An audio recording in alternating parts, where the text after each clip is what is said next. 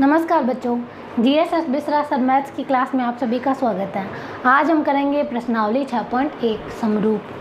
हमें पता होना चाहिए कि समरूप क्या होते हैं। समरूप, देखो नाम से ही पता चल रहा है, समरूप यानी समान है जिनका रूप दो, जैसे कि ये हमारे पास क्या दिया हुआ है, दो त्रिभुज PQR ABC। ये दोनों त्रिभुज हैं, देखने से एक जैसे रूप के लग रहे हैं, तो हम इन्हें क्या बोलेंगे, समरूप त्रिभुज।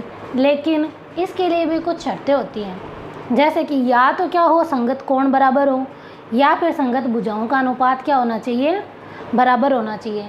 जैसे कि कोण S कोण E के संगत है, ये बराबर, T F के बराबर, U G के बराबर। इन भुजाओं का अनुपात यानी ये वाली भुजा के बट्टा में ये वाली, जैसे ST बट्टा EF बराबर क्या होना चाहिए, TU बट्टा FG बराबर SU बट्टा EG।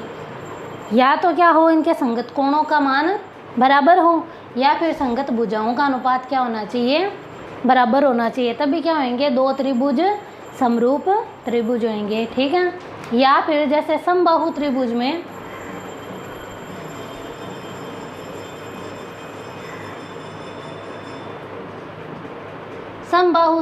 क्या होता है कि तीनों कोण भी तो क्या होते हैं, बराबर, और तीनों भुजाएं भी क्या होती है, बराबर।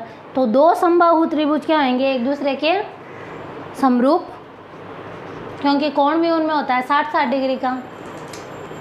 तो ऐसे अगर हमें कोई ऐसे दे दे कि दो वृत्त है, एक छोटा है और एक ये क्या है, बड़ा वृत्त है, ये गोल बना नहीं है,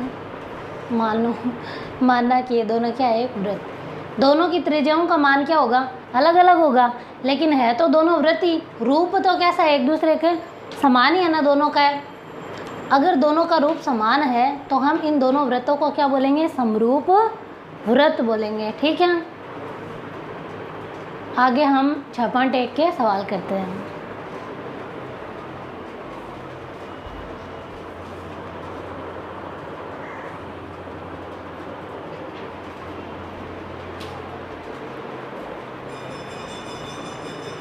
देखो बच्चों, प्रश्नावली 6.1 में हमें ऐसा सवाल दिया है, पहले सवाल के 4 सवाल हैं, चौथे में 2 है, ठीक है। सवाल क्या है ये देखते हैं। सभी वृत्त खाली स्थान होते हैं। अब इस खाली स्थान के अंदर हमें या तो सर्वांग सम बनना है या क्या बनना है, समरूप। सभी वृत्त सर्वांग सम, देखो शब्द पे ध्यान दो, सर्वांग यानी सारे अंग क्या होने चाहिए, समान, यानी उनकी त्रिज्याएं, परिधि, क्षेत्रफल सब कुछ क्या होना चाहिए, बराबर। तब तो क्या आएगा, सर्वांग सम। समरूप यानी रूप क्या होना चाहिए, बराबर। अब उसमें वो सर्वांग सम भी हो सकते हैं, नहीं भी हो सकते, एक छोटा और एक बड़ा भी हो सकता है। इसने बोला कि सभी वृत्त, तो सभी वृत्त का साइज एक जैसा, ये तो इसने नहीं बोला ना, यानी कि एक वृत्त छोटा भी हो सकता है और एक वृत्त क्या हो सकता है, बड़ा भी हो सकता है। तो यहाँ पे क्या होएगा, सभी वृत्त कैसे होंगे, सर्वांग सम तो हो नहीं सकते, क्योंकि सारे वृत्त एक जितने हो कोई ज़रूरी नहीं है। तो क्या भरेंगे हम, समरूप, यानी सारे जो वृत्त है वो सर्वांग सम हो या ना हो, लेकिन समरूप जरूर होंगे, क्योंकि सारे क्या होंगे, गोल गोल, है ना। सभी वर्ग, इसी तरह से क्या, सभी वर्ग खाली स्थान होंगे। हमें पता है कि वर्ग में चारों कोणों का, प्रत्येक कोण का मान जो है वो होता है 90 डिग्री का, और आमने सामने की सारी भुजाएं क्या होती है, चारों भुजाएं बराबर होती है ना वर्ग में। हमें ये तो पता है, लेकिन वर्ग का साइज भी सेम ही है, कोई बड़ा हो सकता है, कोई छोटा हो सकता है। सर्वांग सम तो हम जब करेंगे ना, जब सभी का मान क्या आएगा, बराबर। कोण तो बराबर होंगे वर्ग में, लेकिन उनकी भुजाओं का मान अलग अलग हो सकता है, इसलिए हम सर्वांग सम ना करके क्या करेंगे, हम समरूप करेंगे। इसमें भी क्या आएगा, हमारे समरूप, ठीक है, रूप समान होना चाहिए। अगला है, सभी खाली स्थान त्रिभुज समरूप होते हैं। ये थोड़ा सा ध्यान देने वाली बात है, क्योंकि त्रिभुज समबाहु, समद्विबाहु और विषमबाहु भी होते हैं। अब समबाहु त्रिभुज समद्विबाहु के साथ में तो समरूप नहीं हो सकता ना। एक जैसा रूप तभी होता है जब या तो उनके कोण बराबर हो संगत, या फिर संगत भुजाओं का अनुपात क्या होना चाहिए, बराबर होना चाहिए। हमें पता है समबाहु के अंदर तो तीनों जो कोण है उनका मान क्या होता है, 60-60 ही होता है। और संगत भुजाएं, अगर दो समबाहु त्रिभुज हो तो उनके संगत भुजाओं का अनुपात भी क्या होएगा, बराबर होएगा। लेकिन एक अगर समद्विबाहु है और एक समबाहु है तो उनका अनुपात क्या है, बराबर नहीं होएगा। तो हम क्या लिखेंगे, सभी समबाहु त्रिभुज समरूप होते हैं। यानी यहाँ पे क्या आएगा, समबाहु। समबाहु जो त्रिभुज है वो तो समरूप होंगे, लेकिन समद्विबाहु है वो हो या ना हो ये कोई ज़रूरी नहीं है, ठीक है। भुजाओं की समान संख्या वाले दो बहुभुज समरूप होते हैं। अब ध्यान देना, इसमें एक में इसने दो सवाल पूछ लिए हैं। देखो कैसे, भुजाओं की समान संख्या वाले दो बहुभुज, बहुभुज यानी जिसमें बहुत सारी भुजा हो, 3, 4, त्रिभुज भी हो सकता है, चतुर्भुज, पंचभुज, षटभुज, कुछ भी हो सकता है। भुजाओं की संख्या बराबर है तो अगर उनके कोण, उनके संगत कोण खालिस्तान हो, यानी अगर दो बहुभुज जैसे कि आयत बना लेते हैं या वृत्त बना लो, 4-4 भुजाएं हैं, ये थोड़ा सा बराबर नहीं है, अपन कर लेंगे, ठीक है। आप मान लेना कि ये बराबर ही है। इनके संगत कोण तो क्या होंगे, बराबर। अगर वो समरूप हो, बराबर ही होंगे ना। सामने वाले ने हमें पहले से ही कह रखा है कि ये क्या है, एक समरूप बहुभुज है। अगर समरूप है तो संगत कोणों का मान तो क्या होगा, बराबर, और भुजाओं का अनुपात क्या होगा, बराबर। अब भुजाओं का समानुपाती भी कह सकते हैं इसे। संगत भुजाएं क्या होंगी, एक दूसरे के समानुपाती यानी समान अनुपात में होंगी। तो यहाँ पे क्या आएगा, उसके संगत कोण तो कैसे होंगे, बराबर। इन दोनों में से एक ऊपर वाले में बना और एक नीचे वाले में, ठीक है ना। तो इसमें क्या आएगा, समानुपाती आ गया। कितना इजी है ना।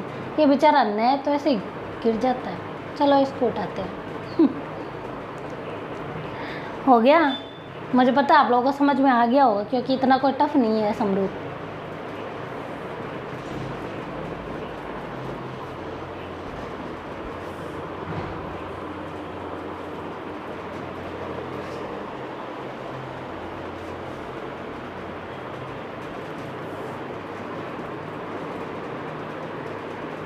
अगला सवाल हमारे पास दिया हुआ है, निम्न युग्मों के दो भिन्न भिन्न उदाहरण दीजिए।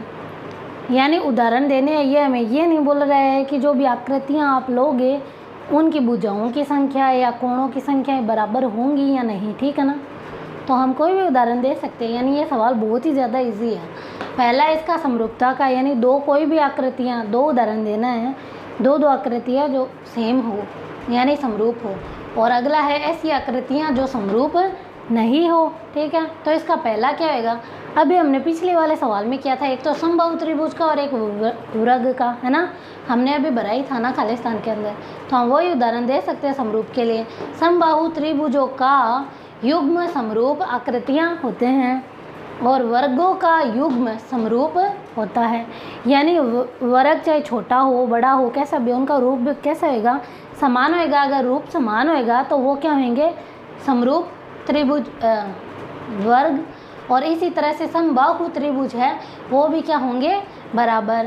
और अब जो समरूप नहीं है, ठीक है ना, नहीं है, हमें देखो भुजाएं बराबर लेनी कोई ज़रूरी नहीं है।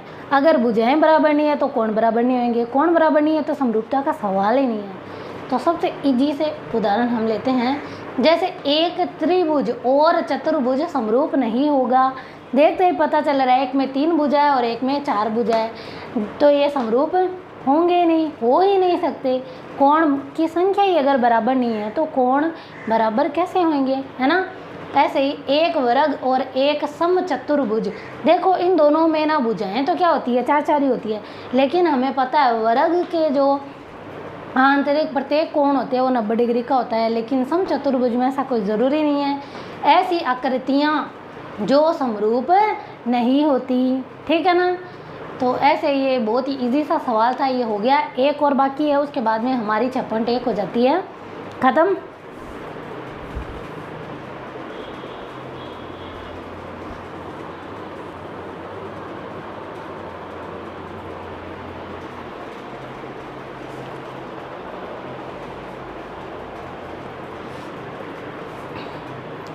ये हमारे पास है अगला सवाल, निम्न चतुर्भुज समरूप है या नहीं। हमें पता है समरूप होने के लिए संगत भुजाओं का अनुपात बराबर और संगत कोण क्या होने चाहिए, बराबर होने चाहिए, है ना। वैसे तो इन दोनों को देखने से ये लग रहा है कि ये समरूप है नहीं, है ना, पर हमें लिख के तो दिखाना पड़ेगा ना, क्योंकि वैसे ये तो बहुत इजी है, क्योंकि ऐसे तो हमने किया था ना पहला, जैसे रिक्त स्थान आया था उसमें था कि एक वर्ग एक समचतुर्भुज के समरूप है या नहीं, है ना, नहीं था ना उसमें, नहीं वाले में एग्जाम्पल दिया था हमने, तो हमें पता है कि ये नहीं होगा, पर हमें लिखना होगा समरूप होने के लिए संगत कोण क्या होने चाहिए, बराबर होने चाहिए। संगत कोण यानी एस किसके बराबर, डी के, आर सी के, पी ए के और क्यू बी के बराबर होना चाहिए। देखने से हमें पता लग रहा है नहीं है, क्योंकि ये है वर्ग और इसके अंतर प्रत्येक कोण क्या है 90 डिग्री का, लेकिन इसका हमें पता नहीं है, कुछ भी हो सकता है ना।